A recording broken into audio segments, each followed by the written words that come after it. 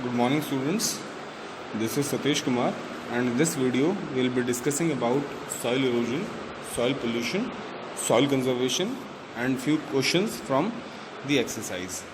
So students, जैसा आपको इस स्लाइड के अंदर दिखाई दे रहा है, इस प्रोसेस को हम soil erosion कहते हैं और ये होता क्या है? It is the gradual removal or wearing away of earth surface by natural agents like running water, wind, waves and snow. मतलब जो अर्थ की सबसे ऊपर वाली लेयर होती है, जब वो अपनी जगह से रिमूव हो जाती है, हट जाती है, तो उसे हम क्या कहते हैं? सॉइल इरोजन कहते हैं।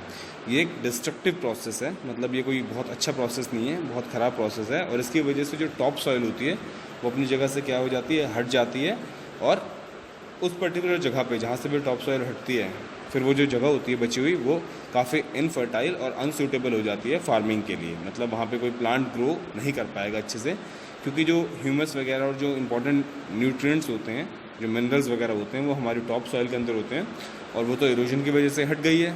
ठीक है, तो इस प्रोसेस को हम सॉइल इरोजन कहते हैं।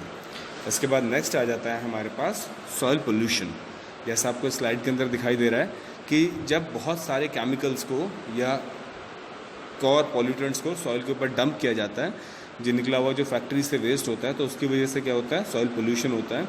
और कभी कभी एग्रीकल्चर प्रैक्टिसेस के अंदर भी, कभी कभी क्या, मोस्टली एग्रीकल्चर प्रैक्टिसेस के अंदर जो पॉल्यूटेंट्स यूज़ होते हैं, जैसे पेस्टिसाइड्स, वीडिसाइड्स वगैरह, वो भी जब ज़मीन के ऊपर पड़ते हैं तो उनके अंदर जो केमिकल्स होते हैं they are very harmful for the soil and उनकी वजह से भी क्या होता है? सॉइल पोल्यूशन होता है। And we are also being contributing in soil pollution. हमारा भी एक बहुत बड़ा पार्ट है जिसकी वजह से हम सॉइल पोल्यूशन करते हैं।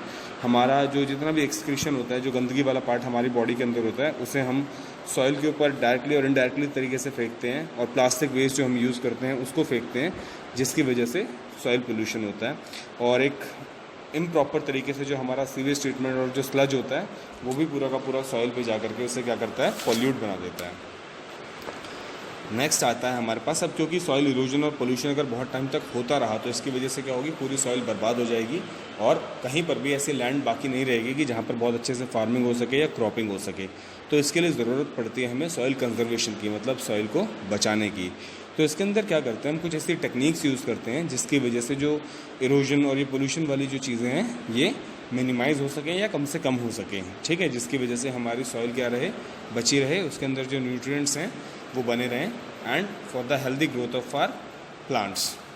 सो इसके अंदर जो चीज़ें आती हैं वो आती हैं एफॉरेस्टेशन करके, मतलब बहुत ज़्यादा प्लांट्स उगा करके, टेरेस फार्मिंग जो आपका हिली एरियाज़ में होती है जिसे सीढ़ी नुमा खेती भी कहते हैं, वो करके, क्रॉप रोटेशन करके and by construction of dams and embankments. जो हमारे खेत नदियों के आसपास होते हैं वहाँ पे एम्बैंकमेंट्स और डैम्स बना करके, क्योंकि कभी कभी जब रिवर्स का जो लेवल होता है वो बढ़ जाता है तो उसकी वजह से इरोजन होने के चांसेस होते हैं। तो अगर एम्बैंकमेंट्स और डैम्स बनाए जाएंगे तो इरोजन नहीं होगा।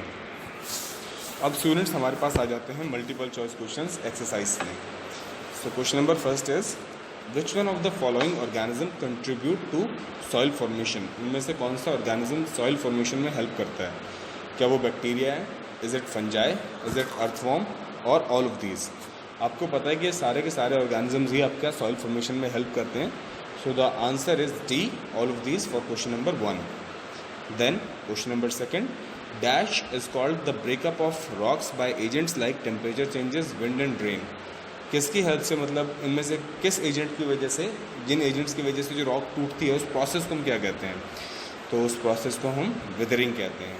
सो for question number second, B is the right answer. Now we'll be having question number 3rd. The dead remains of plants and animals form organic substances. जो dead remains of plants और animals होते हैं वो क्या बनाते हैं? Organic substances बनाते हैं, humus बनाते हैं, inorganic substances बनाते हैं, या both A and B? So students, यहाँ पे आपको पता है कि जो dead remains of plants और animals होते हैं वो organic substances और humus दोनों बनाते हैं, but inorganic substances नहीं बनाते हैं। तो क्वेश्चन नंबर 3rd का जो ऑप्शन डी है वो सही हो जाएगा। क्यों? क्योंकि उसके अंदर बोथ ए एंड बी दोनों आ रहे हैं, ऑर्गेनिक सब्सटेंस भी और ह्यूमस भी। Next question number 4th, the unweathered rock in soil profile is.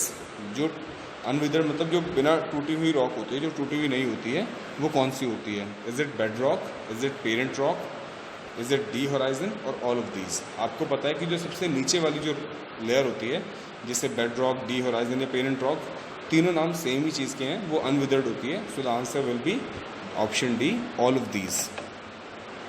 Then question number 6, which type of soil is good for farming? इनमें से कौन सी सॉइल अच्छी होती है फार्मिंग पर्पसेस के लिए? Is it clayey soil, is it sandy soil, is it loamy soil, और both A and C?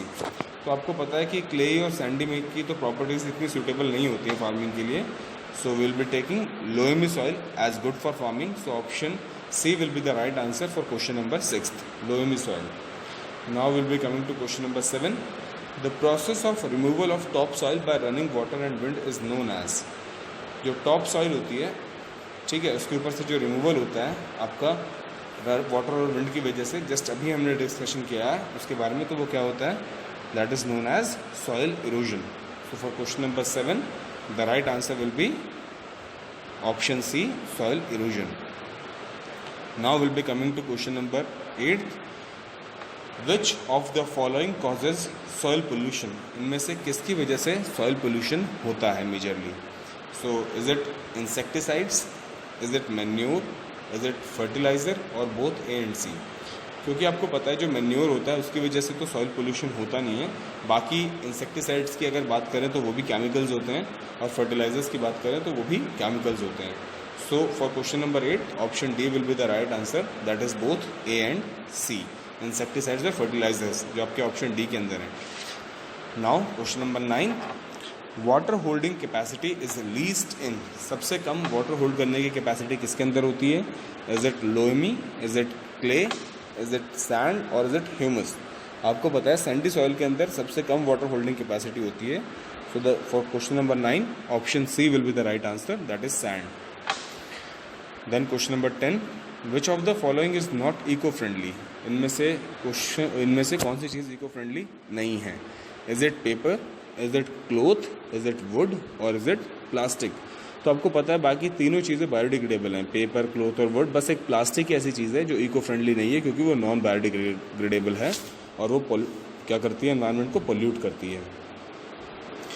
Now will be having some fill in the blanks. The first is soil is an dash resource. Soil कैसा resource है? It is a natural resource. Next one is dash and dash organisms help in humus formation. Humus formation में कौन से organisms help करते हैं? Bacteria and fungi helps in humus formation. Bacteria और fungi help करते हैं humus formation में.